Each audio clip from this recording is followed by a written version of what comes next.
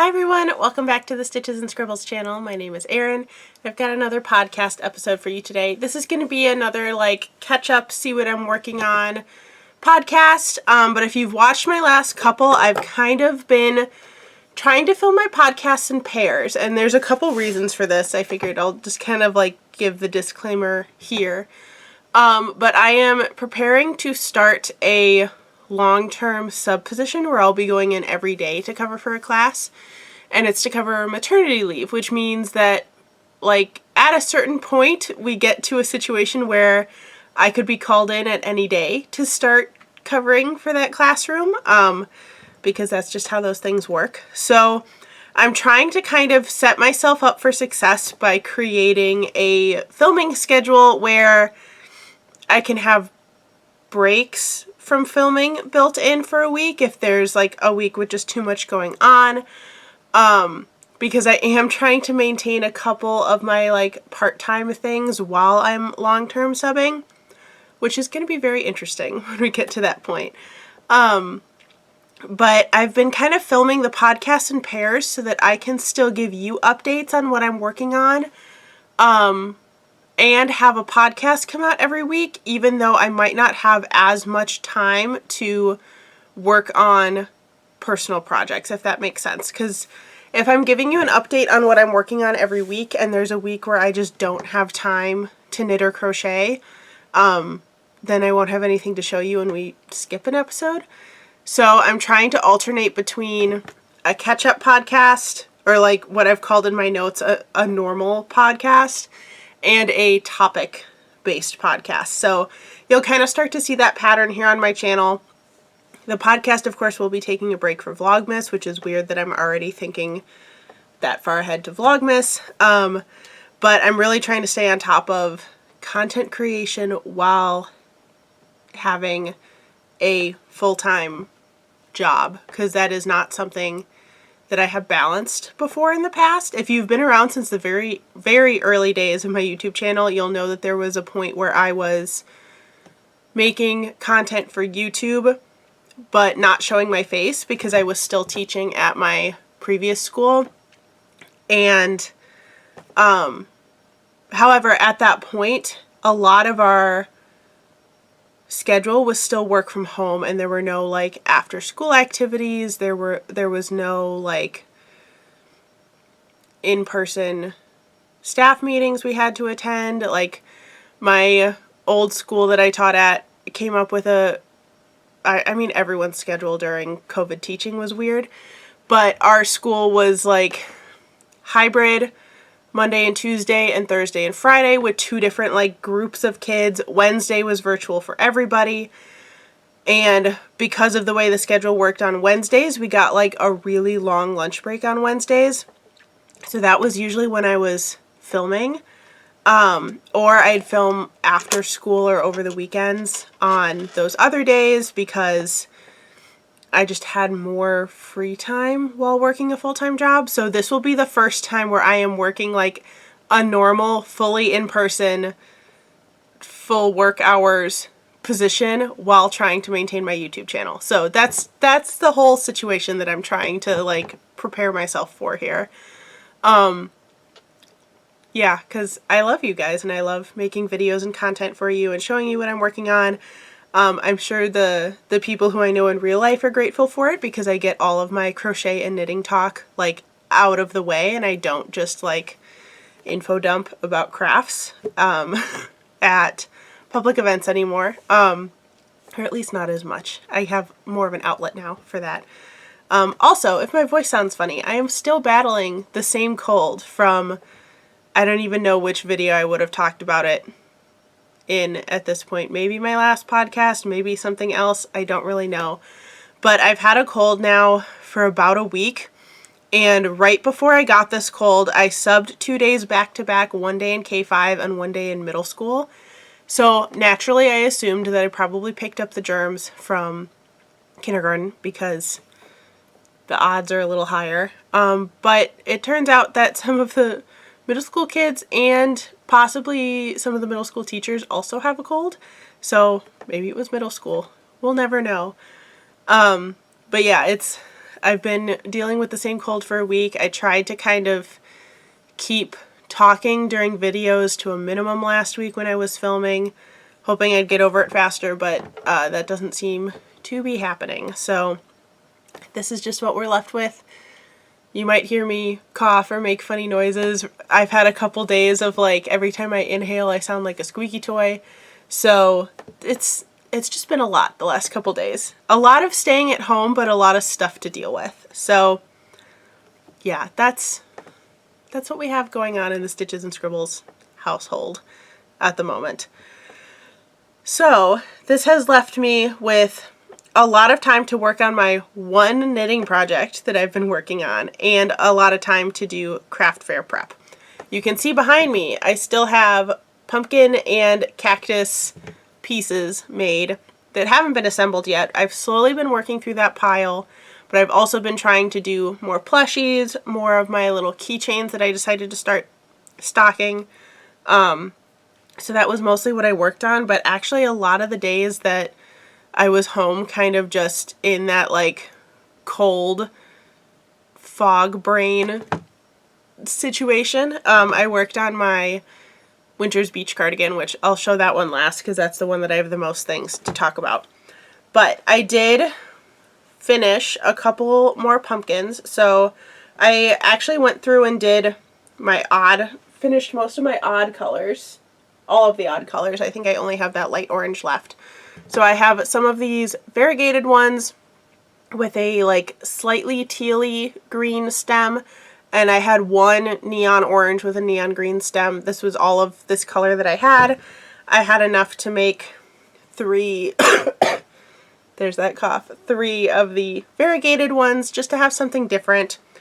In my craft fair stash already, I already have a couple different shades of orange for my pumpkins, as well as a couple of cream ones and a couple of like golden yellow ones.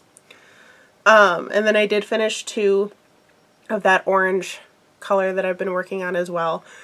I just made a bunch of pumpkins to use up some of the orange that was in my scrap bin, because I figured since I only have 2 craft fairs left at this point, and most of the stuff I'm making is for the one big one that's the last one,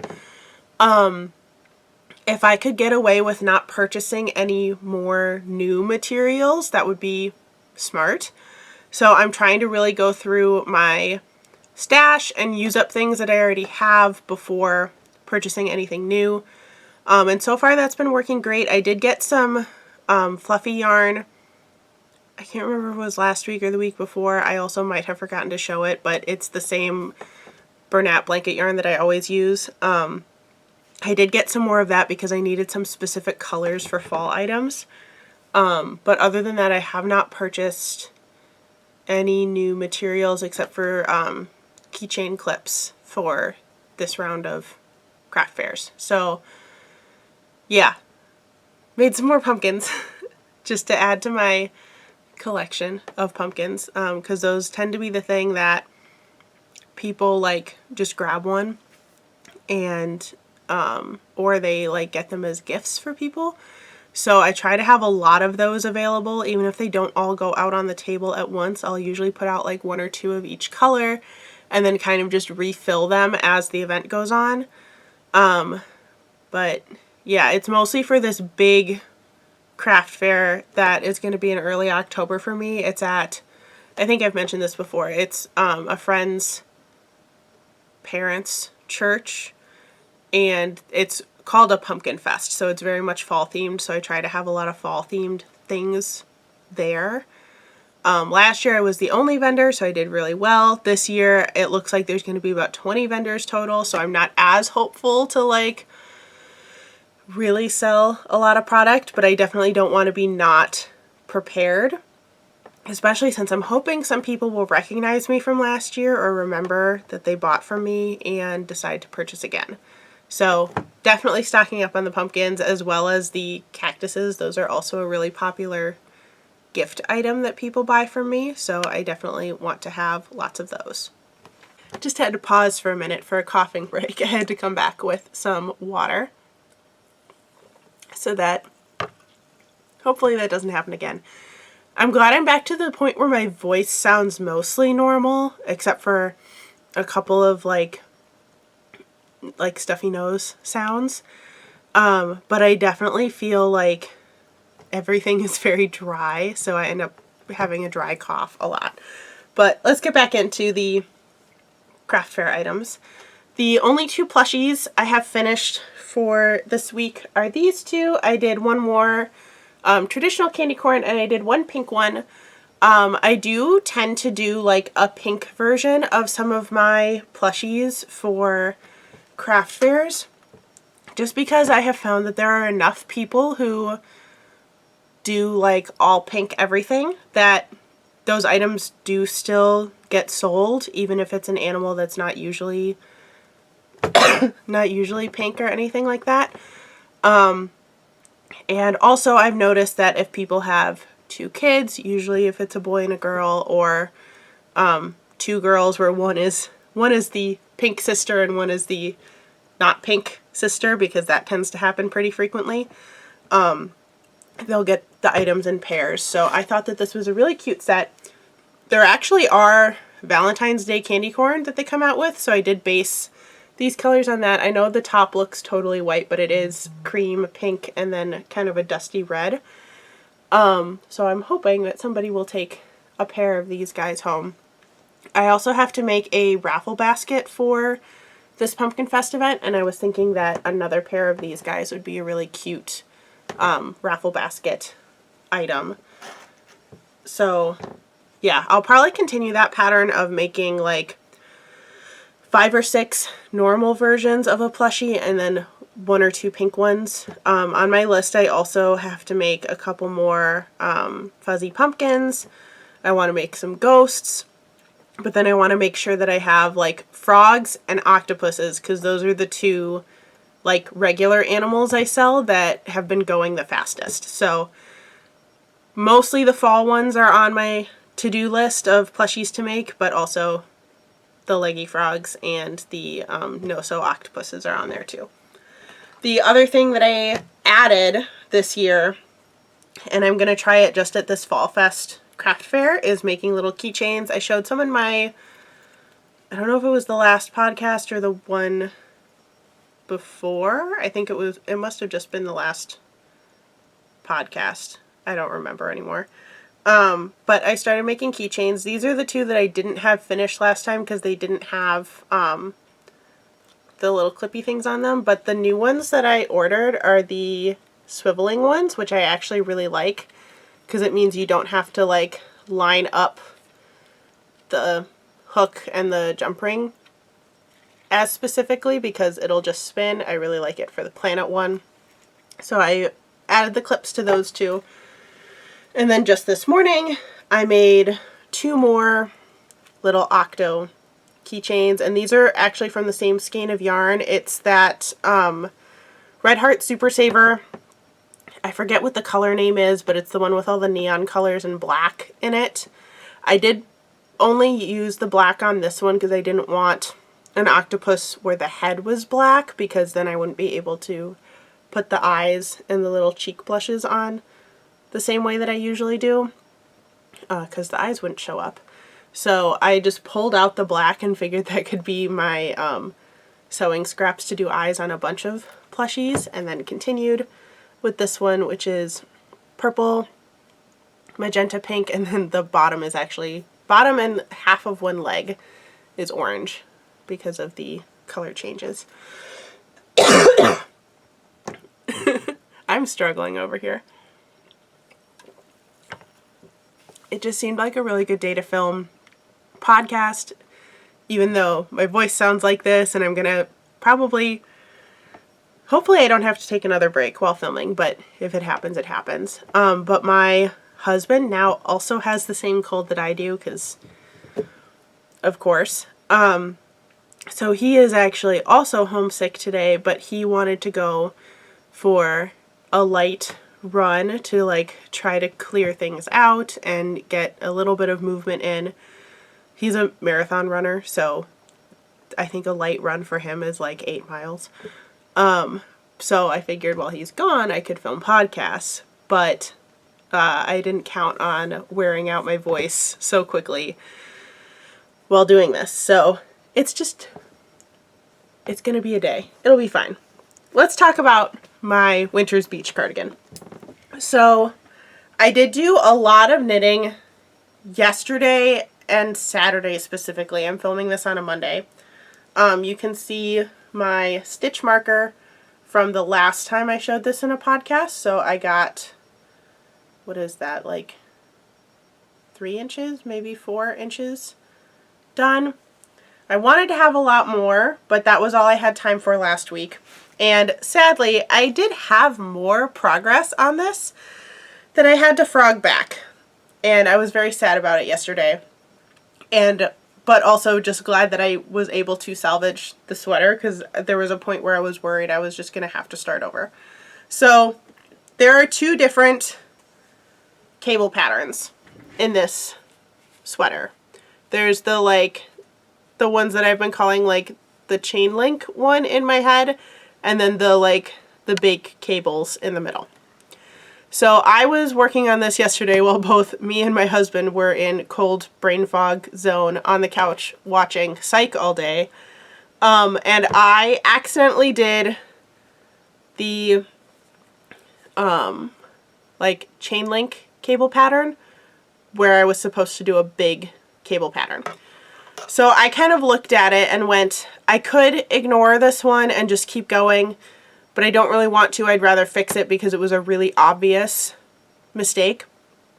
I thought that I knew enough about repairing knitting that I could rip back just that column of stitches. It would have been like half of the big cable.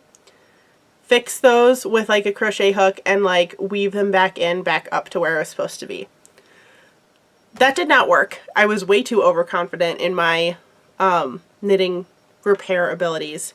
I ended up having to just frog back probably 5 or 6 rows, which is 2 hours of work, and very carefully pick up all of the stitches, because I have used a lifeline before, but I do not know how to insert a lifeline into a pattern like this where it's got knits and purls and cables and all sorts of stuff going on.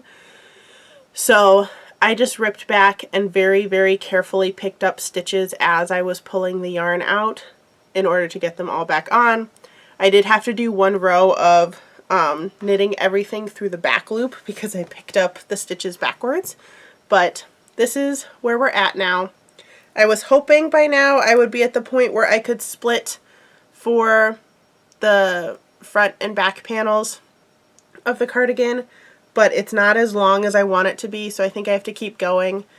I also realized that I was picturing the front and back panels to take the same amount of time as the bottom of the sweater, but the bottom of the sweater is going to be much longer than those panels are, so I'm not as worried about that anymore. So I think I have enough time in my schedule budget to continue on this for a little while longer and make it the length that I want.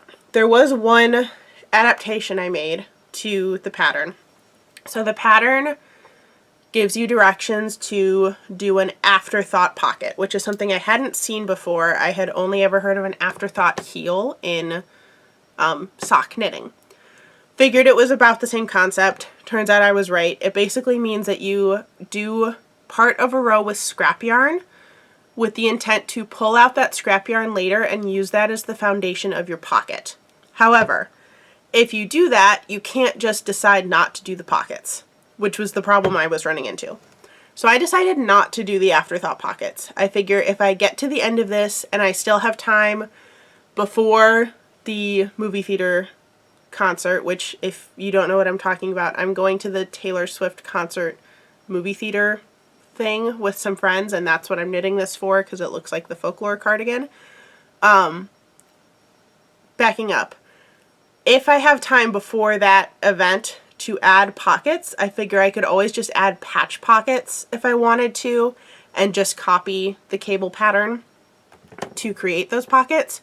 But if I end up not having enough time, it's going to look really weird if I have random scrap yarn woven in there to do afterthought pockets and not have time to do the afterthought pockets. So I just decided to leave those out.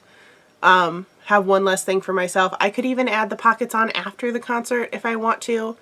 But I figured simplifying it was the way to go at this point for that particular project. So I also am not quite on track with the goals I had set for myself at this point, but I did give myself like a week of buffer time.